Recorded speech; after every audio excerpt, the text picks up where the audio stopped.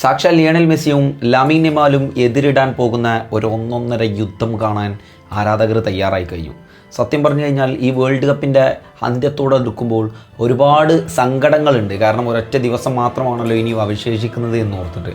എന്നാലും Argentina versus Spain മത്സരത്തിലേക്ക് ഇറങ്ങുമ്പോൾ ഒരുപാട് വലിയ കാര്യങ്ങളൊക്കെ പറയാനുള്ള മത്സരങ്ങൾ തന്നെയാണ്. പക്ഷേ എന്തൊരു കാര്യങ്ങൾ പറയുമ്പോഴും ചിലപ്പോൾ മികച്ചു നിൽക്കുന്നത് സ്പെയിനായേക്കാം. ബട്ട് അർജൻറ്റീനയെ സംബന്ധിച്ചിടത്തോളം അവർക്ക് പ്രതീക്ഷ നൽകുന്നതേ ആ 10-ാം നമ്പർ ജേഴ്സിക്കാരൻ്റെ അടുത്താണ്.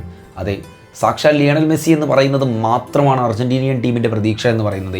ഏതായാലും ഇന്നത്തെ വീഡിയോയിലൂടെ നമ്മൾ നോക്കുന്നത് ഈ ഫൈനൽ മത്സരത്തിന് മുമ്പ് രണ്ട് ടീമുകളെയും കുറിച്ചിട്ട് ഒന്ന് സംസാരിക്കുക എന്നുള്ളതാണ്. Welcome back to another video. എല്ലാവർക്കും പുതിയൊരു വീഡിയോയിലേക്ക് സ്വാഗതം. വീഡിയോ എത്രയും പെട്ടെന്ന് എല്ലാവരും ലൈക്ക് ചെയ്യുക, ചാനലൊന്ന് സബ്സ്ക്രൈബ് ചെയ്യുക. ഒരു 700-800 ഫോളോവേഴ്സ് കിട്ടിക്കഴിഞ്ഞാൽ നമുക്ക് 100K എന്ന് പറയുന്ന ആ ഒരു രീതിയിലേക്ക് തയ്ക്കാനായിട്ട് സാധിക്കും. വേൾഡ് കപ്പ് കഴിയുന്നതിന് മുമ്പ് സാധിക്കുമോ ഇല്ലേ എന്നുള്ള സംശയമാണ്. എന്തായാലും ഈ വീഡിയോയിലൂടെ സാധിക്കട്ടെ എന്നും കൂടെ ഞാൻ വിചാരിക്കുന്നുണ്ട്. നിങ്ങളുടെ സപ്പോർട്ട് അത്യാവശ്യമാണ് ഗൈസ്. ഏതായാലും ഈ ഒരു മത്സരത്തിലേക്ക് വരുമ്പോൾ ആദ്യം തന്നെ നമുക്ക് അർജൻറ്റീനയുടെ ഭാഗത്തു നിന്നും തുടങ്ങിയേക്കാം. ഗ്രൂപ്പ് ഘട്ടത്തിൽ വലിയ ബുദ്ധിമുട്ടുകളില്ലാതെയാണ് അർജൻറ്റീന റൗണ്ട് ഓഫ് 32ലേക്ക് പ്രവേശിക്കുന്നത്. ഒരു പക്ഷേ ഈ ഒരു സീസൺ, ഈ ഒരു ടൂർണമെൻറ്റ്, വേൾഡ് കപ്പ് തുടങ്ങുന്നതിന് മുമ്പ് അർജൻറ്റീനിയൻ ആരാധകരുടെ മനസ്സിലുണ്ടായിരുന്ന ഒരു കാര്യം, ഇത് വലിയ ടെൻഷനൊന്നും ഇല്ലാതെ നൈസായിട്ട് ഈ വേൾഡ് കപ്പ് നമുക്ക് കാണാം. കാരണം ഓൾറെഡി ഒരു വേൾഡ് കപ്പ് മെസ്സി നെയ്തെടുത്തിട്ടുണ്ടല്ലോ. ഇനി എന്തിനാണ് ഞങ്ങളുടെ രാജാവിൻ്റെ ഒരു വേൾഡ് കപ്പ്? അയാളുടെ അവസാന പടിയിറക്കം ഇനി എങ്ങനെയായാലും ഞങ്ങൾക്ക് പ്രശ്നമില്ല എന്നുള്ള രീതിയിലാണ്. അപ്പോൾ വലിയ ടഫോ ഒന്നും ഇല്ലാതെയാണ് ഗ്രൂപ്പിൽ നിന്നും അർജൻറ്റീന എന്ന് പറയുന്ന ടീം റൗണ്ട് ഓഫ് 30ലേക്ക് പ്രവേശിക്കുന്നുണ്ട്.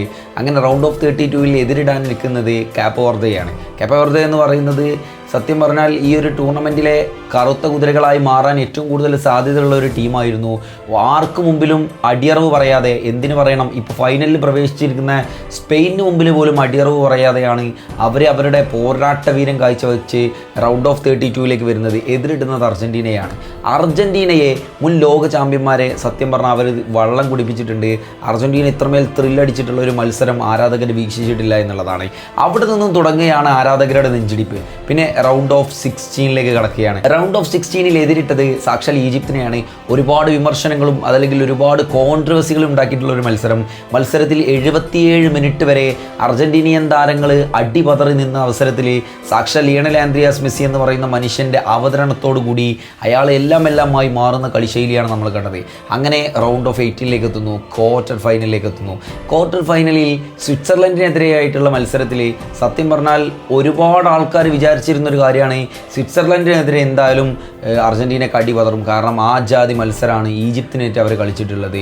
അപ്പോൾ ഇങ്ങനെയുള്ള ഒരു മത്സരം വെച്ചിട്ട് ഒരിക്കലും സ്വിറ്റ്സർലൻഡിനെതിരെ കളിക്കാനായിട്ട് സാധിക്കില്ല എന്ന് പറഞ്ഞ ആരാധകരെ കൊണ്ട് 2 ഗോളുകൾ അടിച്ച് തിരിച്ചു വരവ്, ഒരു കംബാക്ക് നടത്തിയിട്ട് അർജൻറ്റീന സെമി ഫൈനലിലേക്ക് പ്രവേശിക്കുന്നു. സെമി ഫൈനലിൽ നേരിട്ടതാകട്ടെ ഇംഗ്ലീഷ് വമ്പരായ ഇംഗ്ലണ്ടിനെയാണ്. അവിടെയും അവർ നെയ്തെടുത്തത് ഒരു കംബാക്ക് ഹിസ്റ്ററി തന്നെയാണ്. ഒരു ഗോളിന് പിറകെ നിന്ന ശേഷം ഡിഫൻസിനെയും മിഡ്ഫീൽഡേഴ്സിനെയും സ്ട്രൈക്കേഴ്സിനെയൊക്കെ ഉപയോഗിച്ചുകൊണ്ട് ലിയണൽ സ്കലോണിയുടെ തന്ത്രത്താൽ ലിയണൽ ആൻഡ്രിയാസ് മെസ്സി എന്ന് പറയുന്ന മനുഷ്യൻ ഒരു കംബാക്ക് കൂടെ കുറിച്ചു. അയാളുടെ 2 അസിസ്റ്റിൽ നിന്നാണ് ആ 2 ഗോളുകളും പിറവിയെടുത്തത്. എൻസോ ഫെർണാണ്ടസും ലൗട്ടാറോ മാർട്ടിനസും കളിയിലെ മികച്ചവരായി മാറിയപ്പോൾ മാൻ ഓഫ് ദ മാച്ച് തേടിയെത്തിയത് സാക്ഷാൽ ലിയണൽ മെസ്സിയെ തന്നെയാണ്. ഒരു പക്ഷേ ലിയണൽ മെസ്സി എന്ന് പറയുന്ന മനുഷ്യൻ കംബാക്കുകളുടെ സുൽത്താനായി മാറിക്കഴിഞ്ഞിരിക്കുന്നൊരു അവസരമാണ് നമ്മൾ കണ്ടിട്ടുള്ളത്. പെനാൾട്ടി ഈ ഒരു സീസണിൽ 2 വട്ടം മിസ്സാക്കിയിട്ടുണ്ട്. വിമർശനങ്ങൾ ഒരുപാട് വാങ്ങിയിട്ടുണ്ട്. അവസാനം ആ ടീമിനെയും സ്വന്തം ചുമലിലേറ്റുകൊണ്ട് അയാൾ സഞ്ചരിച്ചത് ഫൈനലിലേക്കാണെന്ന് ഓർക്കണം. ഇപ്പോഴാണ് ഫൈനലിൽ എത്തി നിൽക്കുന്നത്. യമാലിനെയാണ് എതിരിടാനുള്ളത്. ലോകോത്തര മികച്ച ഡിഫൻസിനെയാണ് എതിരിടാനുള്ളത്. ലോകോത്തര മികച്ച മിഡ്ഫീൽഡേഴ്സിനാണ് എതിരിടാനുള്ളത്. പക്ഷേ ഏത് സൈഡിൽ എങ്ങനെ നോക്കിയാലും മികച്ചവർ സ്പെയിന് തന്നെയായിരിക്കും. ഒരൊറ്റ തുറുപ്പ് ചീട്ടാണ് അവരുടെ കയ്യിലുള്ളത്. അതാ 39-കാരനായ the one and only god man of football Lionel Andreas Messi എന്നുള്ളതാണ്. ആ മനുഷ്യൻ അവിടെ ഉള്ളിടത്തോളം കാലം അർജൻറ്റീനിയൻ ആരാധകർക്ക് ഭയപ്പെടേണ്ട ആവശ്യമില്ല. പ്ലേയേഴ്സിനൊരിക്കലും പിറകോട്ട് വലിയേണ്ട ആവശ്യമില്ല എന്നുള്ളതാണ്. ഇനി സ്പെയിനിൻ്റെ ഭാഗത്തേക്ക് വരുമ്പോൾ വളരെ കഷ്ടതയേറിയിട്ടുള്ള ഒരു ഗ്രൂപ്പ് സ്റ്റേജ് മത്സരമായിരുന്നു സ്പെയിനുള്ളത്. കാരണം ആദ്യമായിട്ട് കാപ്പോ വെർദെ എന്ന് പറയുന്ന ഒരു ടീം വേൾഡ് കപ്പിലേക്ക് വരുന്നു. ദയനീയമായിട്ട് അവരോട് സമനില പിടിച്ചിട്ടാണ് സീസൺ സ്റ്റാർട്ട് ചെയ്യുന്നത്. പക്ഷേ റൗണ്ട് ഓഫ് 32ഉം റൗണ്ട് ഓഫ് 16ഉം താണ്ടിക്കൊണ്ട് ക്വാർട്ടർ ഫൈനലിലേക്ക് എത്തുമ്പോൾ അവരവിടെ നേരിട്ടത് ലോകത്തിലെ ഏറ്റവും മികച്ച മിഡ്ഫീൽഡ് നിര എന്ന് പറയപ്പെട്ട പോർച്ചുഗലിനെയാണ്. പോർച്ചുഗലിനെ പരാജയപ്പെടുത്തിയിട്ടാണ് പിന്നീട് സ്പെയിനും കളിക്കളത്തിലേക്ക് അകത്തേക്ക് വരുന്നത്. ക്വാർട്ടർ ഫൈനലിൽ ബെൽജിയത്തിനെതിരെ ഒരു കംബാക്ക് കൂടെ നടത്തിയിട്ട് സ്പെയിന് വീണ്ടും മുന്നേറിക്കൊണ്ട് സെമി ഫൈനലിലേക്ക് എത്തി.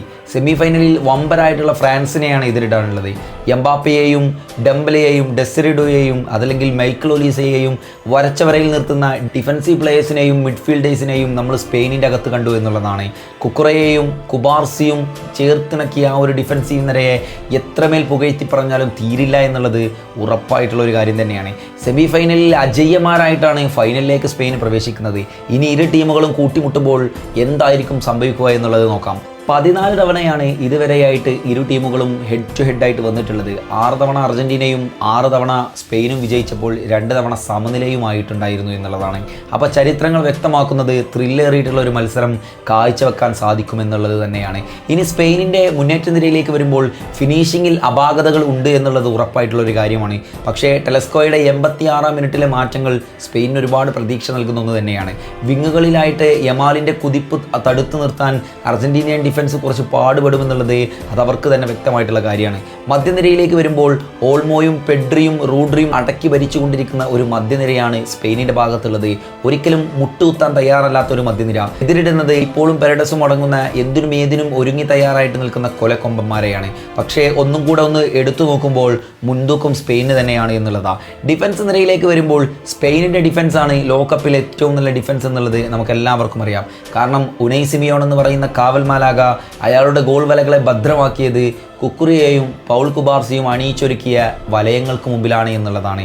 അവരില്ലെങ്കിൽ ഇന്ന് ഉനൈ സിമിയോന്റെ കൊട്ടകൾ നിറഞ്ഞിരിക്കുമെന്നുള്ളത് ഉറപ്പായിട്ടുള്ള ഒരു കാര്യം തന്നെയാണ്. എന്തായാലും ഫൈനൽ മത്സരത്തിലേക്ക് വരുമ്പോൾ യമാലിനെ പൂട്ടാനുള്ള തന്ത്രങ്ങൾ നിങ്ങൾ എന്തെങ്കിലും എടുത്തിട്ടുണ്ടോ എന്ന അർജന്റീനിയൻ കോച്ചിനോടുള്ള ചോദ്യത്തിന് അയാൾ നൽകിയ മറുപടി അവനെ വല്ല റൂമിലും പൂട്ടിയിടേണ്ടി വരും എന്നുള്ളതാണ്. ഒരു ത്രില്ലായിട്ടുള്ള ഒരു മത്സരം നമുക്ക് ഏവർക്കും കാണാനായിട്ട് സാധിക്കുമെന്നുള്ളത് ഉറപ്പാണ്. നാളെ പുലർച്ചെ സൂര്യനുദിക്കുന്നത് ഒരു പുതിയ ലോക ചാമ്പ്യന്മാരെ തിരഞ്ഞെടുത്തിട്ടായിരിക്കാം. ഒന്നെങ്കിൽ സ്പെയിൻ എന്ന് പറയുന്ന വമ്പന്മാർ അവരുടെ ചരിത്രത്തിലെ 2ാമത്തെ ട്രോഫിയും നേടി ലോക ചാമ്പ്യന്മാരാകും. അതല്ലെങ്കിൽ ബാക്ക് ടു ബാക്ക് ട്രോഫിയുമായിട്ട് അർജൻറ്റീന ചരിത്രത്തിൽ ഇടം പിടിച്ചുകൊണ്ട് ബ്രസീലിൻ്റെ ചരിത്ര നേട്ടങ്ങളെ പിൻഗമിച്ചുകൊണ്ട് അവർ മുന്നോട്ട് കടന്നു വരും. എന്തായിരിക്കും ഈ ഒരു മത്സരത്തിൽ കാണുക എന്നുള്ളത് ഉറപ്പായിട്ടുള്ള കാര്യമല്ല. അർജൻറ്റീനയുടെ ഭാഗത്തേക്ക് വരുമ്പോൾ കോച്ച് ലിയണൽ സ്കലോണിയുടെ തന്ത്രങ്ങളാണ് ഈ മത്സരത്തിൽ കൂടുതൽ പ്രയോഗിക്കാനായിട്ട് ഉപകാരമാവുക എന്നുള്ളത് ഉറപ്പാണ്. ലിയണൽ സ്കലോണിയുടെ തന്ത്രത്തിൽ ലിയണൽ മെസ്സിയുടെ പൊസിഷനും ലൗട്ടോറോ മാർട്ടിനസിൻ്റെ പൊസിഷനൊക്കെ മാറി മറിയുമ്പോൾ ഗോളുകൾ വരാനുള്ള സാധ്യത കൂടുതലാണ്. അതുതന്നെയാണ് പിൻകഴിഞ്ഞ ഓരോ മത്സരങ്ങളിലും നമ്മൾ കണ്ടിട്ടുള്ളതും. ഗോൾ കീപ്പറായിട്ടുള്ള എമിലിയാനോ മാർട്ടിനസ് പക്കാ കോൺഫിഡൻസിലാണ് ആ ഗോൾ ബാറിന് തീയെ നിൽക്കുക എന്നുള്ളത് ഉറപ്പായിട്ടുള്ള കാര്യം തന്നെയാണ്. ഇനി ഡിഫൻസ് നിരയിലേക്ക് വരുമ്പോൾ സ്പെയിനിൻ്റെ അത്ര ഡിഫൻസ് നിര ഭംഗിയല്ലെങ്കിലും അതല്ലെങ്കിൽ ഭദ്രമല്ലെങ്കിലും ഒട്ടാമൻഡി എന്ന് പറയുന്ന ഒറ്റയാൻ്റെ പോരാട്ടം കണ്ടു തന്നെ അറിയേണ്ടി വരും. മധ്യനിരയിൽ ഡീപോളും പെരഡസും അണിയിച്ചൊരുക്കുന്ന ഒരു നിര സ്പെയിനിന് തകർത്തെറിയാൻ സാധിക്കുമോ എന്നുള്ളത് ഒരു ചോദ്യചിഹ്നം തന്നെയാണ്. മുന്നേറ്റ നിരയിലേക്ക് വരുമ്പോൾ ലിയണൽ ആൻഡ്രിയാസ് മെസ്സിയും ജൂലിയൻ അൽവാരസും എൻസോ ഫെർണാണ്ടസും അണിയിച്ചൊരുക്കുന്ന ഒരു മുന്നേറ്റ നിരയുണ്ട്. ലൗട്ടാറോ മാർട്ടിനസ് കാളക്കൂറ്റനായിക്കൊണ്ട് തന്നെ ആ ഫോർവേഡ് നിരയിലുണ്ടാകും. എന്തും എപ്പോഴും എങ്ങനെയും സംഭവിക്കാൻ പറ്റുന്ന ഒരു കളി തന്നെയായിരിക്കും ഈ ഒരു മത്സരം എന്ന് പറയുന്നത്. നിങ്ങളുടെ അഭിപ്രായങ്ങൾ എന്താണെന്നുള്ളത് കമൻറ്റ് ചെയ്യുക, ചാനൽ സബ്സ്ക്രൈബ് ചെയ്യുക.